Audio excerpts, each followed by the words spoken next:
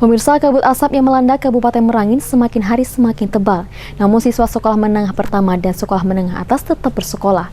Kondisi saat ini asap sangat mengganggu aktivitas belajar mengajar di dalam kelas, di mana sebagian siswa mengeluhkan mata sakit dan batuk. Akibat kabut asap semakin tebal, pemerintah Kabupaten Merangin masih meliburkan siswa tingkat taman kanak-kanak dan sekolah dasar. Namun bagi siswa SMP dan SMA, aktivitas belajar mengajar tetap normal seperti biasa. Siswa diwajibkan menggunakan masker saat kegiatan belajar mengajar. Namun kebijakan ini dikeluhkan sejumlah siswa karena tebalnya kabut asap ini membuat kegiatan belajar mengajar di sekolah terganggu. Beberapa siswa juga enggan menggunakan masker dengan berbagai alasan. Hal ini seperti yang dirasakan oleh siswa di SMP Negeri 12 Merangin karena tidak ada instruksi untuk libur, maka kegiatan belajar mengajar di sekolah ini masih terlaksana.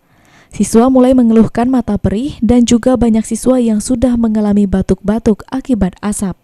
Perih, susah nafas, belajar jadi nggak berkonsentrasi. Sudah lama kabut asap ini? Sudah lama ya?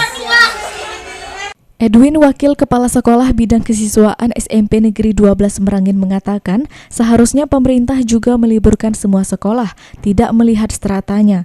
Sebab daya tahan tubuh manusia berbeda-beda dan ini terbukti jika saat ini banyak siswanya yang sudah mengalami batuk dan mata perih akibat asap.